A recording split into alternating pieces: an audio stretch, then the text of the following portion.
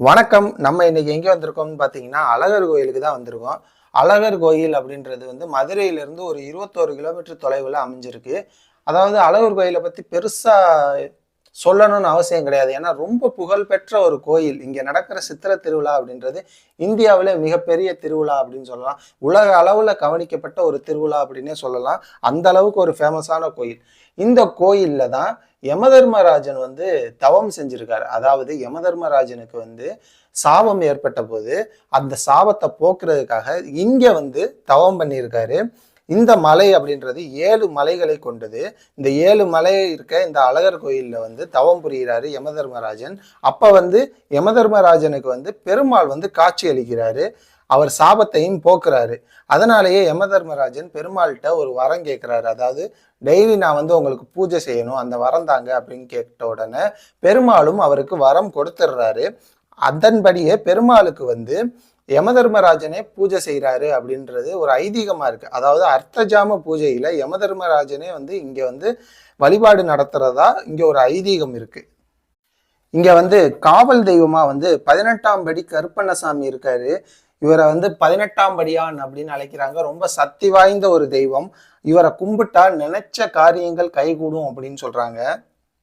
விவசாயிகள் எல்லாரும் என்ன பண்றாங்க அப்படின்னா, அறுவடைக்கு முன்னாடி தங்களோட நிலத்துல ஒரு கோட்டை கட்டி அந்த கோட்டையில வளர்ற தானியங்கள் எல்லாத்தையும் அழகருக்கு வந்து நெய்வேத்தியமா கொடுக்கறது, காணிக்கையா கொடுக்கறத வந்து ஒரு பழக்கமா வச்சிருக்காங்க. அதே மாதிரி அழகர் கோயில்ல ஒரு தோசை சுடுவாங்க. அதாவது அந்த காணிக்கையா கிடைக்கிற தானியங்களை வச்சு மாவாக்கி அதுல வந்து கோயில் சார்பா தோசை சுட்டு பிரசாதமா தரப்படுது. இது வந்து பழனி பஞ்சாமிர்தம், திருப்பதி லட்டு இந்த மாதிரி ஃபேமஸா கொடுக்குறாங்கல்ல, அந்த மாதிரி அழகர் கோயில்ல இந்த தோசை வந்து ஒரு ஃபேமஸான ஒண்ணு. இந்த தோசையுமே அழகருக்கு பிடிச்ச நூபுரகங்கை தீர்த்தத்துல தான் செஞ்சு கொடுக்குறாங்க. இந்த நூபுரகங்கை தீர்த்தத்துக்குன்னே ஒரு கதை இருக்கு. அதாவது பெருமாள் வந்து வாமன அவதாரத்துல வந்து உலக அளக்கிறதுக்காக காலை தூக்கும் போது பிரம்மலோகத்துக்கு கால் போகும்போது அந்த பாதத்துக்கு வந்து பிரம்மன் வந்து பூஜை செய்ததாகவும் அந்த தண்ணி வந்து அப்படியே அந்த சிலம்புல வலிஞ்சு வந்தது தான் இந்த நூபுரகங்கை தீர்த்தம் அப்படின்றதும் சொல்லுவாங்க. இந்த சிலம்புல இருந்து வந்ததுனால இதுக்கு வந்து சிலம்பாறு அப்படின்ற ஒரு பேரும் இருக்கு. இங்க வந்து வற்றாத நதியா இந்த சிலம்பாறு வந்துகிட்டு இருக்கு.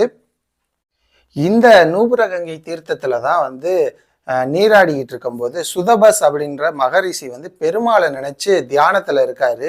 அப்ப வந்து துர்வாச முனிவர் வராரு. பெருமாளோட நினைப்புல இருந்த அந்த சுதபஸ் வந்து துர்வாச முனிவரை சரியா உபசரிக்கல. உடனே மண்டூகமான நீ மண்டூகமாவே போ அப்படின்னு சொல்லி, அதாவது தவளையா போ அப்படின்னு சாபம் விட்டுறாரு.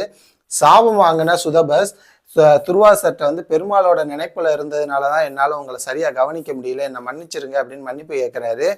உடனே நீ வந்து தேனூருக்கு போ, அங்க வந்து உனக்கு வந்து பெருமாள் வந்து உனக்கு சாப விமோசனம் தருவாரு அப்படின்னு சொல்லிட்டு போயிடுறாரு. அதே மாதிரி சித்ரா பௌர்ணமிக்கு அடுத்த நாள் தேனூர்ல வந்து அழகர் வந்து சுதப முனிவருக்கு வந்து சாப விமோசனம் அளிக்கிறது தான் அன்றைய காலத்துல சித்திரை திருவிழாவா இருந்தது. சித்திரை மாசம் இப்ப நடந்துகிட்டு இருக்கு இல்லையா, மதுரை மீனாட்சி அம்மன் கல்யாணம். இது வந்து மாசி பெருவிழாவா மாசி மாசம் நடந்துகிட்டு இருந்த ஒரு திருவிழா. அழகர் கோயில் திருவிழா அப்படின்றது சித்திரை மாசம் நடந்துகிட்டு இருந்த ஒரு திருவிழா. இந்த 2 திருவிழாவையும் இணைச்சது வந்து திருமலை நாயக்கர் காலத்துல தான். அவர் தான் வந்து 2 திருவிழாவையும் இணைச்சு ஒரே இதா சித்திரை திருவிழாவா கொண்டாடுற மாதிரி ஒரு வைபவத்தை உண்டாக்குனாரு. அதுக்கு காரணமே சைவம் வைணவம் அந்த காலத்துல சண்டை போட்டுக்கிட்டு இருந்தது தான். அவங்க 2 பேர் ஒற்றுமைக்காக தான் இந்த 2 திருவிழாவும் ஒன்னா ஆக்கப்பட்டுச்சு. இந்த தல சிறப்பு அப்படின்னு பாத்தீங்கன்னா 108 திருப்பதிகள்ல ஸ்ரீரங்கம் வந்து முதலிடத்தையும் காஞ்சிபுரம் வந்து 2வது இடத்தையும் 3வது இடத்தை இந்த அழகர் கோயிலும் பிடிச்சிருக்கு அப்படின்னே சொல்லலாம். இப்படி பல சிறப்புகள் வாய்ந்த நம்ம அழகர் கோயிலுக்கு கண்டிப்பா நீங்க மதுரை பக்கம் வந்தீங்கன்னா மறக்காம போயிட்டு வாங்க. பெருமாளோட அருளை பெற்றுட்டு வாங்க அப்படின்னு சொல்லிக்கிட்டு மேலும் ஒரு நல்ல வீடியோல உங்களை வந்து சந்திக்கிறோம். நன்றி.